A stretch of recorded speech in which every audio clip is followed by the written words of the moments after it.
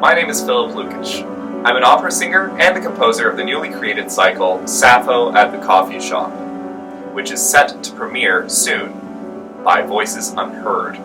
It will feature the talents of Jenna Richards, Gabriela Comeau Gort, and Neha Natarajan.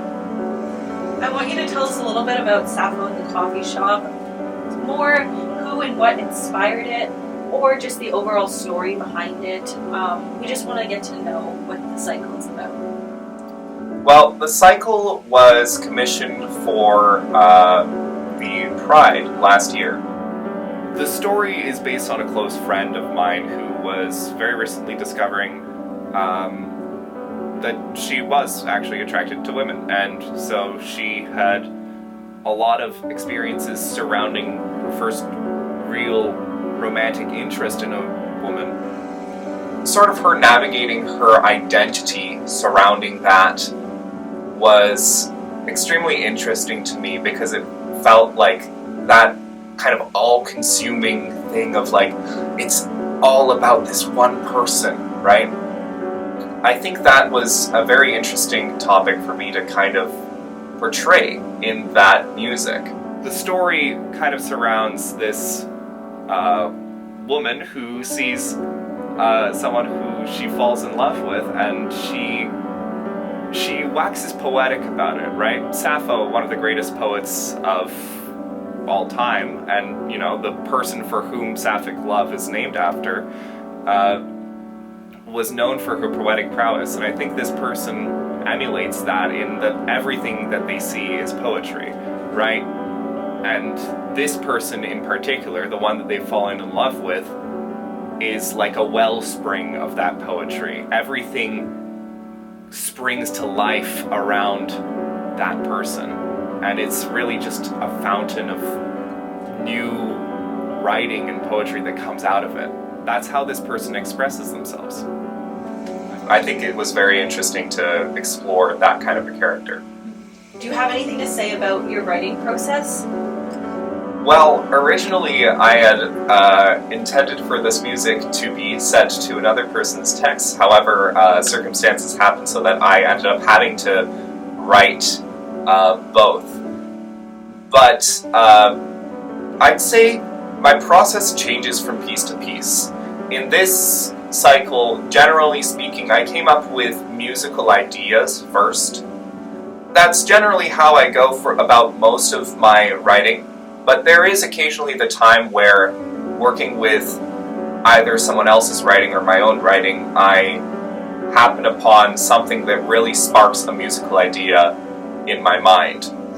I think the most interesting thing is seeing how those two kind of combine in my head.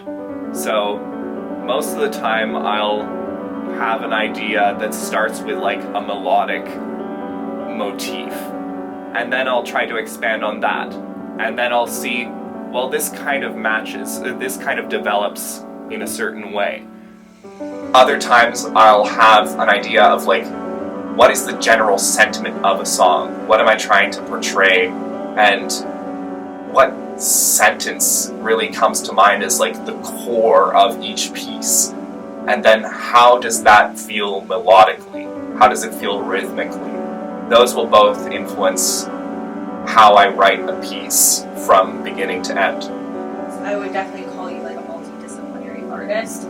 But what other art forms, because you've mentioned a little bit on how poetry inspires you, what other art forms inspire you?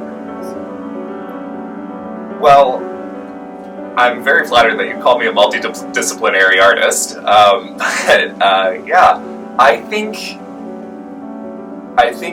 mostly I'm inspired by two things. I'm inspired by poetry and visual art, specifically Mannerist art and art of the late Renaissance really inspires me. There's something about the way that symbols are portrayed in that kind of art that really allow me to get at something deeper. Art is very unique, visual art that is very unique in the way that it is able to provoke a very intense reaction at a very quick glance. One of my favorite examples of how those reactions can be very visceral, right, is honestly some more brutal paintings. Saturn Devouring His Son by Goya, Judith Beheading Holofernes. Both of these paintings, while not portraying a very pleasant scene, do provoke a very strong reaction. There's a visceral, almost recoil, but then morbid fascination with the subject that you get upon seeing these paintings. That's part of why I think art is so beautiful, is because it inspires that. It inspires that instant reaction and that gut feeling. That ties into a lot of how I perceive music as well. I think music is extremely unique in that it allows for you to experience that kind of a deep reaction and feel that reaction develop into almost a meditation on what those feelings are. Each chord, each note will change how you see these feelings. So we talked a lot about how other art forms inspire you, but how do you merge that and your interests outside of music with your performing and composing as well?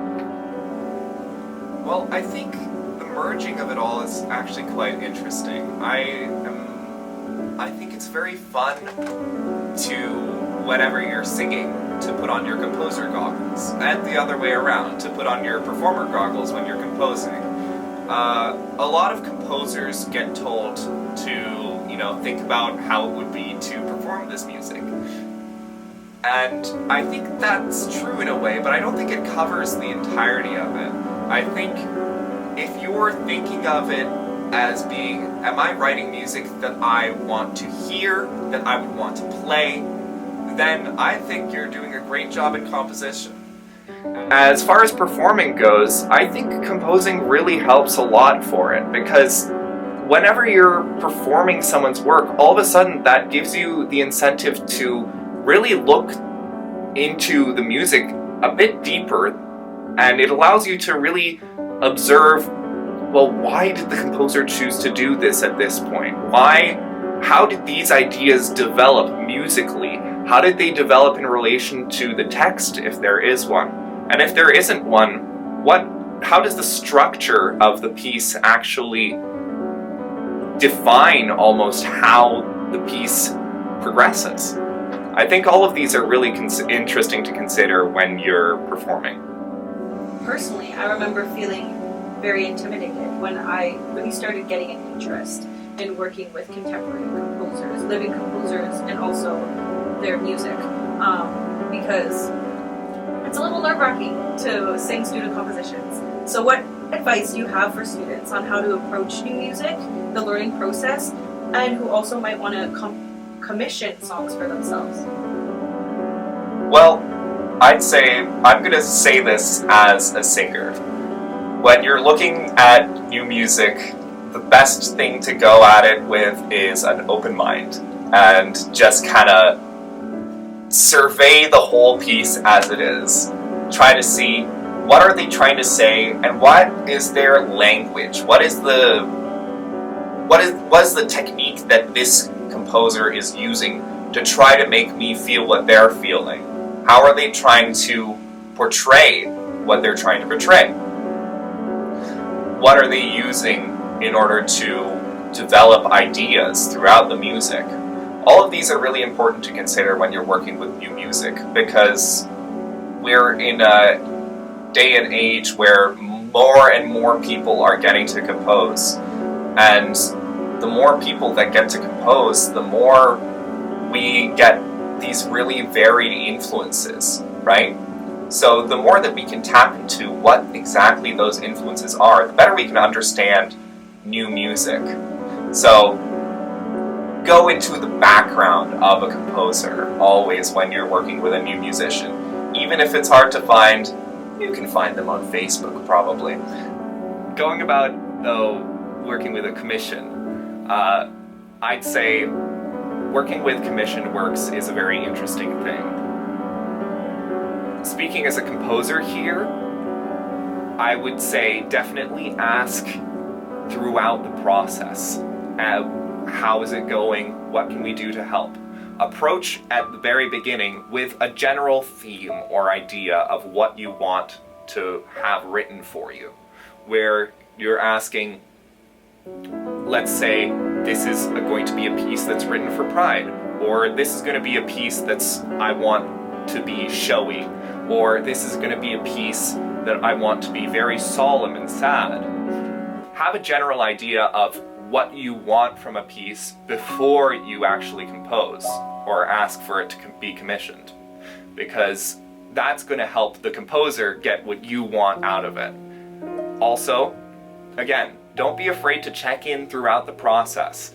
Just ask to see, because speaking as a composer, I love when people are interactive about my compositions. I love when people I love when people ask me halfway through, okay, what are you trying to do with this? I'd love to try this out. Or even giving your criticism, saying, I don't think I can actually do this. Maybe we could try paring it down. Because after all, this whole thing is collaboration. The point of a commission is to get something that you want in the end result, right? You'll always want to make sure that happens.